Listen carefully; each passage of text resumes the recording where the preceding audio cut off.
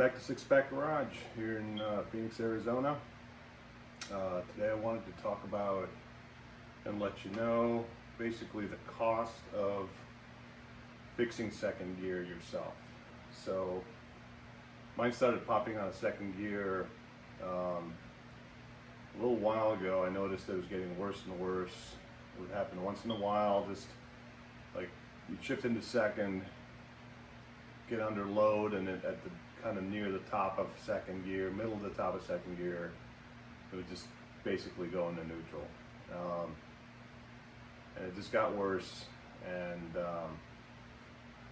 of course started Googling, doing some research. It's like, oh, okay, this is a pretty somewhat common issue, and apparently, just from what I've read and researched, it was an issue with the first gen Hayabusa, and apparently the second gen and higher, the gear was back cut, and seemingly the solution to the pop out issue is, getting the gears back cut, the gear and the dog. And I have a couple other videos on the topic, but in a nutshell, I decided to do this on my own. I'm mechanically inclined, been working on cars for a long time. Haven't done much on motorcycles, but I figured, how bad could it be? So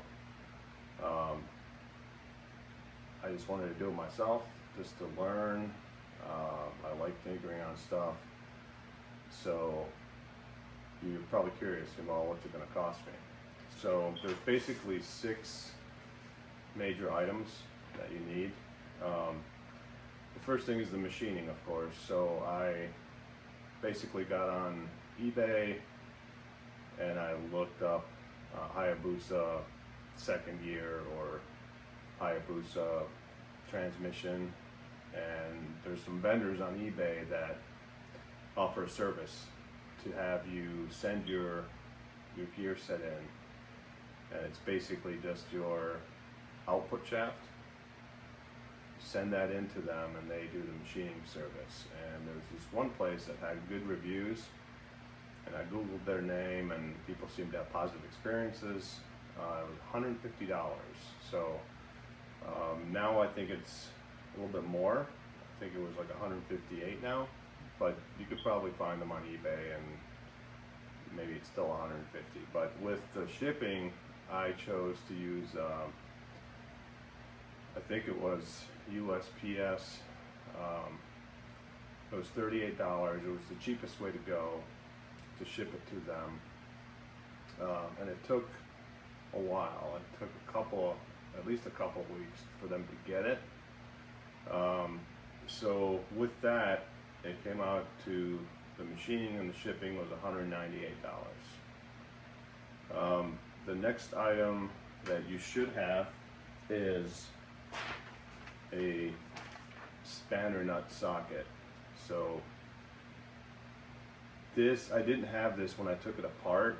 I rigged ways to kind of hold the nut and spinning the bolt. It was kind of a mess, but I wanted to make sure I had this when I reassembled the engine. And this was $38.27. That's shipping and the price, and this was actually used. Found it on eBay. It's a Suzuki part number, and I'll put it on the screen here. So you should have that. The gaskets, seals, and the shift fork. So I do have a manual, and you should have that. I didn't purchase that though. I already had it. It came with the bike actually, so you should have a shop manual, but I'm not going to include that because I didn't have to buy it. But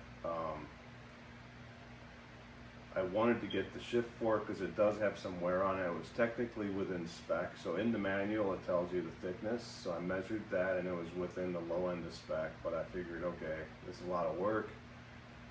It was $120, so I was hesitant to order it, but I did. So I ordered all the gaskets, like this is an oil pan gasket, all the cover gaskets, and then the seals, and all of that came to $218.17. So that's with tax and shipping.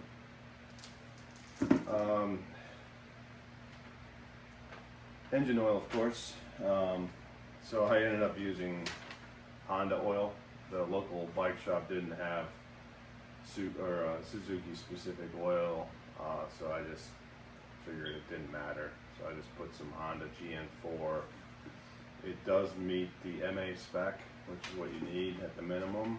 I think the Ektar or X-Star, the Suzuki oil, is actually a higher spec, but I figure for at least like a break-in period, I'll use this and then put like a better oil in if I decide to do that. So this is actually $35.99 plus tax.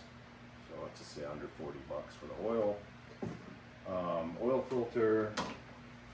I'm going to use a K&N next time, but I did use a Suzuki oil filter with $17.89 eBay. So you need those things.